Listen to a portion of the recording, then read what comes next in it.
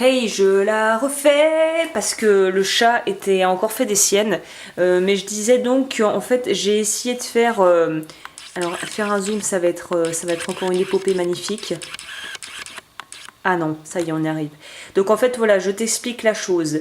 J'ai essayé par curiosité de voir. J'avais vu que je fais un peu de poterie comme ça aussi.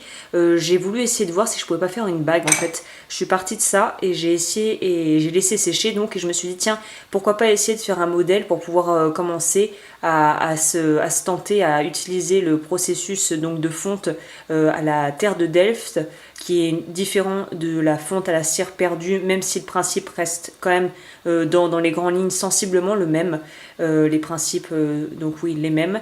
Oui, je ne sais plus accorder les mots à cette heure-ci. Là, il est assez tard, j'ai fait déjà pas mal de choses. Donc voilà l'idée de base que j'ai fait en terre cuite. C'est de la terre, de l'argile, je crois, auto-durcissante. On peut trouver ça un petit peu partout en grande, pas forcément grande surface, mais les boutiques d'art et créatifs et loisirs. Donc voilà, ça c'était le modèle initial.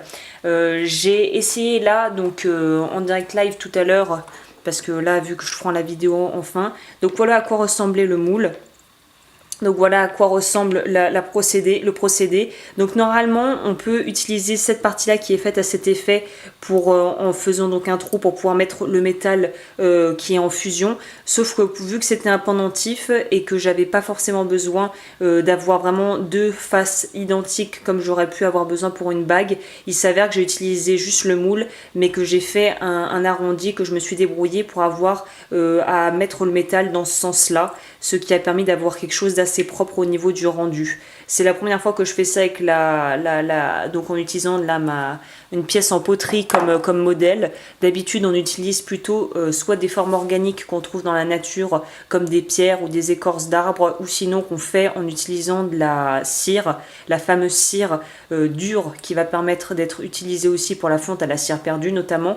Donc voilà le résultat, je suis assez contente. Je suis d'ailleurs surprise dans le bon sens des finitions parce que j'ai fait un truc assez grossier, mais les motifs sont quand même là. Donc c'est plutôt bon signe pour ceux qui voudraient se lancer dans ce genre de choses et avoir des modèles assez détaillés. Après, si c'est trop détaillé, ça devient difficile. Mais en tout cas, je pense que cette vidéo est très bienvenue pour faire une introduction à ça, parce que je me suis retrouvée en grosse galère et je pense que c'est un très bon moyen de pouvoir permettre à des gens, peut-être potentiellement, de faire leurs essais aussi en utilisant à moindre coût, on va dire, en utilisant le moins de matos possible et en faisant presque avec des choses que tu pourras avoir sous la main déjà dans ton atelier. Donc erreur fatale numéro 1, ne prends pas ça, ce truc est absolument supra merdique. En fait, j'ai essayé d'utiliser ça, comme tu peux t'en douter, pour pouvoir faire fondre mon métal. Une grosse merde. Ne prends pas ça, si tu tombes sur ça sur internet, j'ai trouvé ça sur eBay, je crois, à fuir. Vraiment produit à fuir, je sais même pas ce que je vais pouvoir faire de ce truc. Et en fait, j'avais tout préparé, j'étais prête, et sauf que j'avais jamais utilisé cette chose que j'ai depuis pas mal de temps maintenant dans le fin fond d'un placard. Et au final, il s'est avéré que c'était sur le moment où j'en avais le plus besoin, que ce truc s'est avéré complètement méga foireux. Ça a commencé à prendre feu, comme tu peux le voir, ils avaient mis un enduit pourri dessus. Et là, je me suis dit, non, putain, j'ai tout préparé. Là, je veux pas rester comme ça sur ma faim, parce qu'en plus, la terre, il faut la garder humide, parce si elle sèche, elle est plus utilisable. Donc, je me suis dit, punaise, méga galère, tant pis, on va faire à la MacGyver. MacGyver est mon middle name, tu vois. Et je me suis dit, bon, je vais utiliser une technique que j'avais faite et que j'avais vue sur un site qui vendait justement des produits pour faire fondre le métal. C'était un creuset en charbon. Et vu qu'il me restait des chutes de charbon, que j'en ai là de vieux blocs, je me suis dit, tant pis, allez, on en sacrifie un bout. J'ai utilisé tout simplement un espèce de petit tournevis plat et j'ai commencé à creuser une entrée pour pouvoir faire que le métal puisse se déverser, le métal liquéfié. Et j'ai essayé de faire un trou un petit peu à l'arrache pour pouvoir avoir quelque chose d'assez profond pour faire fondre la quantité de métal dont j'avais besoin. J'ai boraxé et chauffé pour pouvoir essayer de protéger un petit peu plus, sachant que ce genre de technique-là, ce genre de procédé, tu vas devoir... Enfin voilà, elles ont un temps de vie limité.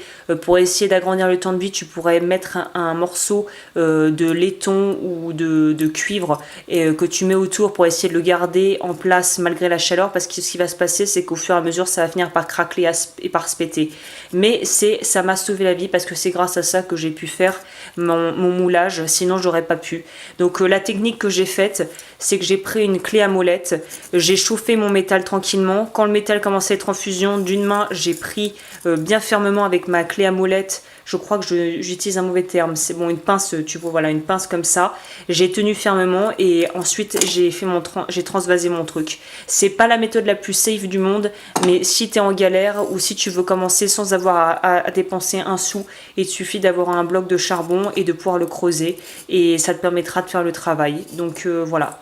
Je pensais que ça pouvait être intéressant à partager et pour une vraie vidéo sur le sujet complète, j'essaierai de faire ça quand j'ai le temps et quand j'ai la motivation et surtout quelque chose à mouler justement à faire.